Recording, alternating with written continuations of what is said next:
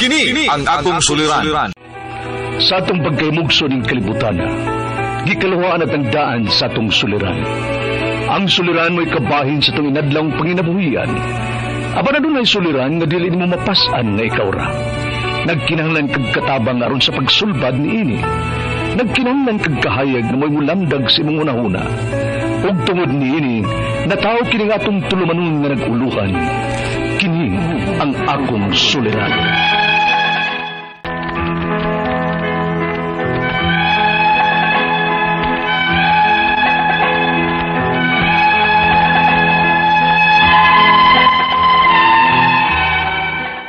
Mayong adlaw kanyong tanan nga nagpaminaw karon ning tulumanon, kini ang akong suliran. Ilabin na ninyo Dr. Rene Obra o Attorney Elaine Bathan, ingon man sa mga artista nga maghatag og kinabuhi ning akong suwat suliran. Ako si Marian, 38 years old, nagpuyo sa Cebu City. Punto legal kining akong suliran. Kabahin kini sa suporta sa akong bana sa iyang anak sa gawas.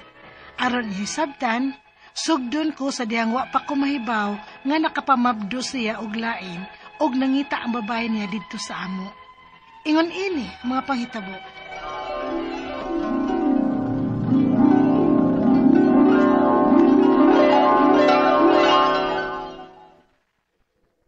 Mayo! Ayo! Kinsa man ron? Kasayo ba? Kadiyot lang!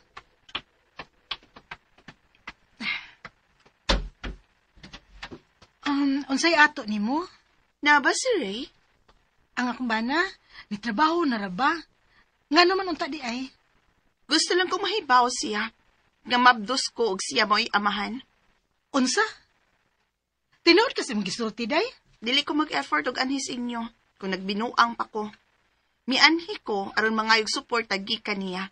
Tungod kay dili ni nako kaya nga ako rang usa. Miss, pwede ba ginahinayon lang una ko nimo, ha?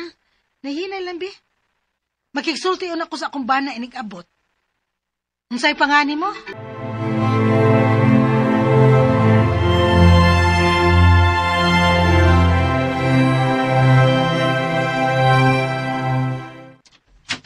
Han.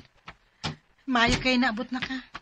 Oh, gusto man hitabo nimo nga mura man kag wa sa mood. Niya po na ka?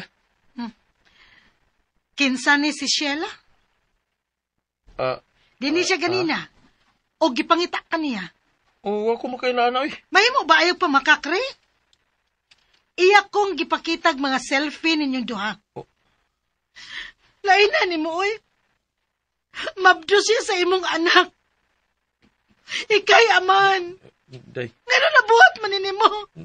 Day, uwa ang ko. Ngano? Pasaylo ako. Dili na ni mo usab. Basta ilan akong biyahe. Kung sa may plano ni mo karon, ha?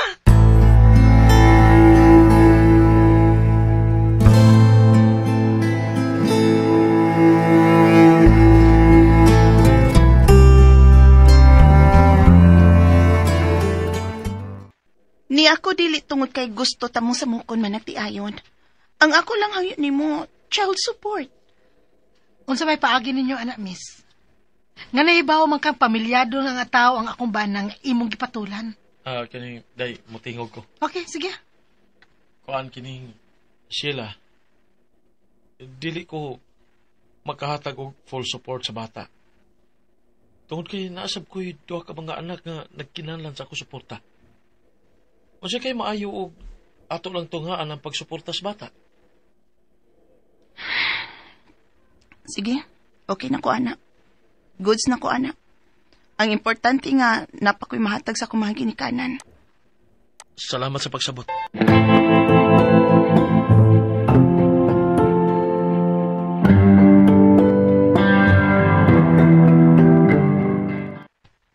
Maura ni, imong i-intrigo na ko rin.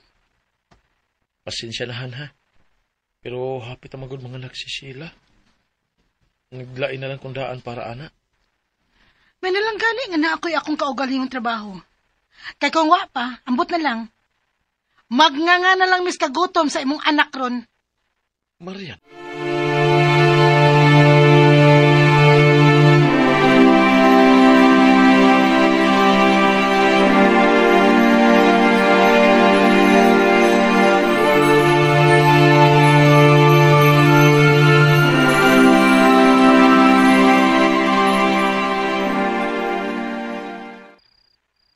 Han, nahibaw kong dako kay kuksa nga nahimo nimo. Pero gusto hapon ko nga magpasalamat nimo dako kay huwag ka mo biya na ako. Dili lalim ang sakit, Ray. Pero, nahuna-huna na ako. Tao lang ka nga masayop. Ang importante, nga nakaton ka. O kunta, dili na ni mausab pa, ha?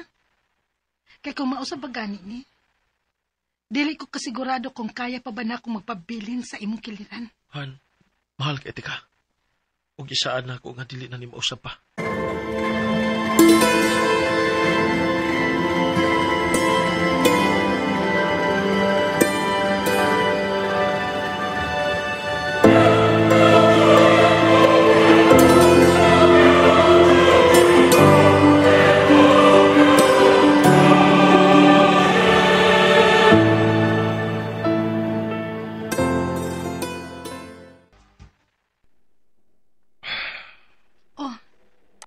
Han?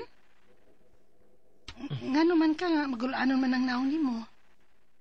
Na humanang akong kontrata day. Wala ko'y trabaho. Unsa?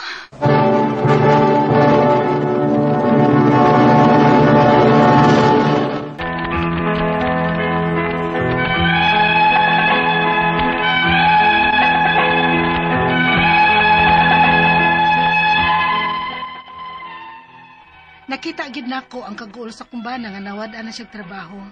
Kay gawas nga wa na siya ikasuporta namo nga iyang legal nga pamilya, wa na sad siya ikahatag sa anak niya sa gawas. Pero sa akong bahin, isip iyang asawa, nisabot ra ko kay total naamsag ko'y akong kaugaling trabaho o kaya ra na akong suportahan ang akong pamilya. Sa diyang nawad og trabaho ang akong bana, nakapalyar siya og hatag o suporta sa usa ka kinsinas. Unya, Ma, hawa ma. Gipo si Papa sa Facebook. ha? Unsa man ang nga post? Wa ko nun nihatag og suporta si Papa, ma. Daghan pa dyan og shares. Unsa?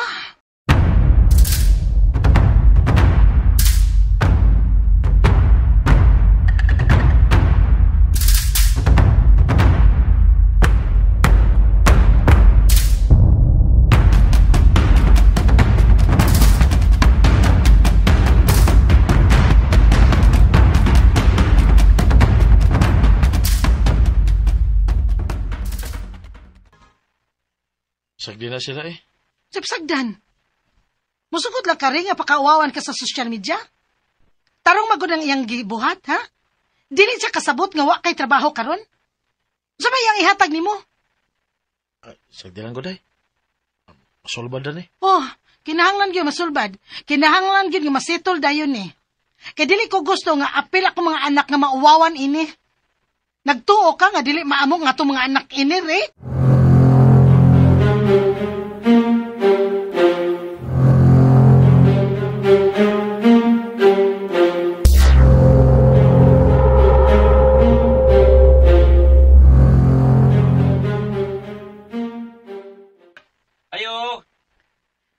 Kadiyot lang.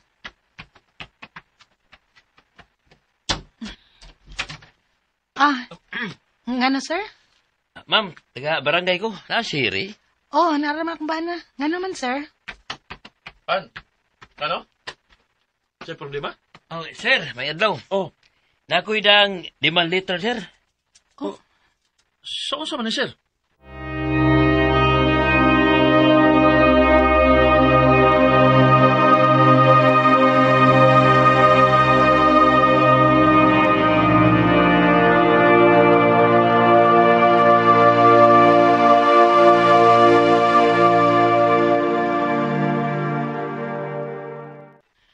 Unsam nang bayhana, oy? Dili siya makasabot nga wa kay trabaho? Day. O gunsa to? Kinahanglan parihas ang imong suporta sa akong mga anak ug sa iyang anak? Ha, wa siya malipong? Tingaling nagtuo na siya nga kana mga luho sa atong mga anak, gikan nimo, nga gikan na ba gyud anak ko, re? Sige lang, day. Mapangitaan rin na ako paagi. Mura man hinog, isalig na lang yung tanan diha nimo. Ha, tuga-tuga. Nya deto, dili makaya. May gani kay gibarugan nimo ang imong responsibilidad niya. Day.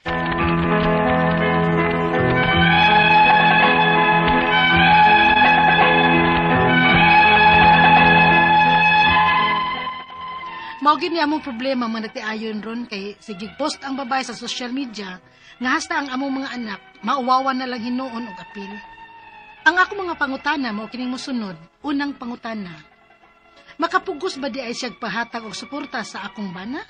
Nga kun buot hunaon, wa pa man gyud nakakita og trabaho ang akong bana ron og ako usa ang niabaga sa tanang galastuhan sa among bahay karon. Ikaduhang pangutana. Sige siya og post sa social media bahin sa akong bana nga hasta ang akong mga anak mauwawan og apil. Husto ba ang iyang gibuhat? Unsa may angay namong buhaton ini? Pwede ba namo siyang kasuhan sa iyang pagpakauwaw sa akong pamilya? Ikatulong pangutana. Husto ba nga ni-demand siya sa akong bana nga dapat fair ang suporta sa akong mga anak ug sa iyang anak? Ikaupat ug katapusang pangutana. Pila mang gyud ay kaporsyento ang angay suporta sa anak sa gawas? Naa ba'y gi-require nga porsyento ana or magdepende ra na sa sabot? Naa man gud unta to sila'y kasabutan nga tungaan nila ang suporta sa bata. Pero murag mahog naman hinuon nga iyang isalig tanan sa akong bana. Palihog tabangi og tambagi ko.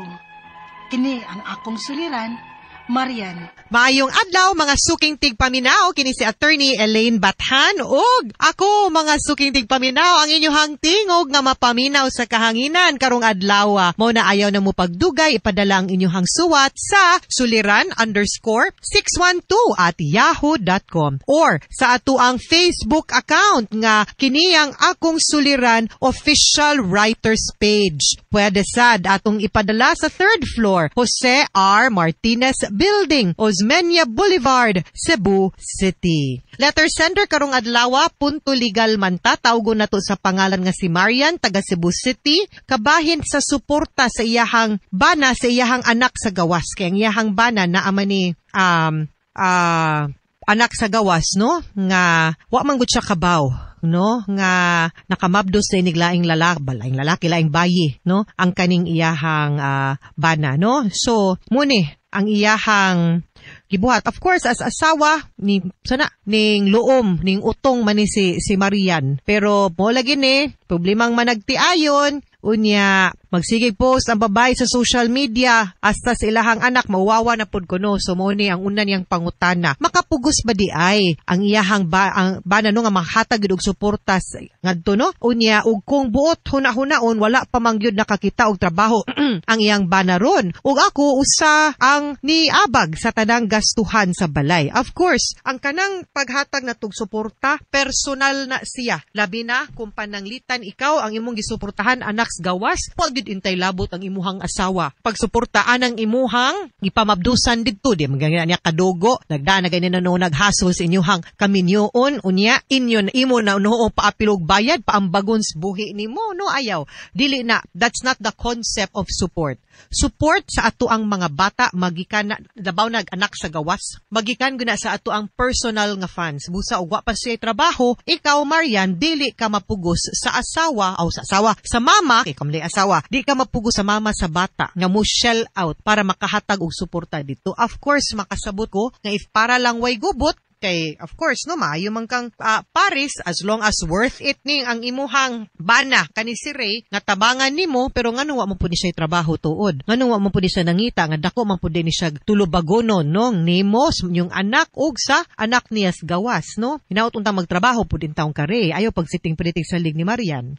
Ikaduhang pangutana, sige siya og post sa social media bahin sa akong bana nga hasta akong mga anak mauwawan og apil. Husto ba iyang gibuhat unsa may angay namong buhat ani, pwede ba namo siyang kasuhan sa pagpakauwaw sa akong pamilya? Pwede kaayo ang tawag ana cyber libel. Kaya ang kasong pagpakauwaw nimo is called libel pero kung gigamit nato ang social media, internet, no, kaning online nga mga platform, nigamit ang teknolohiya sa pagpakauwaw sa usa ka tawo, cyber libel ang tawag ana. Pareho ra na sila pero mas taas-taas og silot kung makonbikto manggani ka. Ikatulong pangutana, husto ba ang iyahang demand sa akong bana nga dapat fair ang suporta sa akong mga anak ug sa iyang anak? Actually, dili kay legitimate man, no? Unya, dili man na magpariha kay magdepende man na sad sa capacity sa giver. Kay ikaw, trabaho man ka, nya kamo mang duha pud ang nag-amuma ng inyo. Kasi siya, no, ang babae angay pud mangitag trabaho, di man siya pwede mahimong pensyonada lang. No, ngadto sa imuhang bana, no, kay sila mang duha ang suporta di ra man sa papa. Sa mamagpapa man gyud na sa bata magikan ang suporta. So it cannot be equal. Ikaupat ug katapusang pangutana, pila man gyud ang porsyento nga angay isuporta sa anak sa gawas? Naabay gi-require nga porsyento ana or magdepende ra sa sabot? Naamang gud unta to sila kasabutan nga tungaan nila ang suporta sa bata. Pero purag mahog man hinuon nga iyang isalig tanan sa akong bana o diha gyud ta nasayop, no? Ang konsepto sa suporta dili ra gyud na nga ang usa ra ka tawo ang paggastuhon tanan or ang papa may pangayuan sa tanang gastuhan. Kumaker man kang inahan, so kamong duha ang musuporta, no? So depende po na sad siya sa capacity pod sa atong gipangayuan, balansihon siya sa panginahanglanon pod sa bata, no? Now, capacity of the giver and the needs of the child, muna ang kanang kasong support, di gyud na mahimong final. Maski naanay order nga ikaw mohatag ka ani matagbuwan, mahimo sa gyud nang i-adjust accordingly nga usahay. Okay, atong panahon na nga ning ingon na ang korte nga muni akong bayranan, can afford pa ko. Unya na wag tangan pa man kurog trabaho, maglisod ko, kanin na lang akong makaya. Or balihon na to, 2,000 ra gyud akong makaya, pero hala naswertihan, nakadaog loto, dako kaayo pila ka milyones na promote, dakog trabaho, ning boom ang negosyo, pwede po na tong padak-an. No? Or, on the part of the child, karon, wa pa man nagskwela, so wa pa'y tuition fee, wa pa'y uniform, wa pa'y bag, wa pa'y sapatos, pero inekskwela ani, madungagan mampod, so pwede po na siyang i-adjust para patasan. Okay? Mga suking tigpaminaw, hinaot unta nga namoy nakutlo na pagtulunan karong adlaw. Kini si Attorney Elaine Bathan, daghan kayong salamat sa inyong pagpaminaw sa atong tulumanon. Hangtod sa sunod nga sugilanon, dinhigapon sa tuang programa, kini ang akong suliran, gikan sa RMN Production Center, Radyo mo Nationwide. Tatak RMN, daghang salamat og maayong adlaw.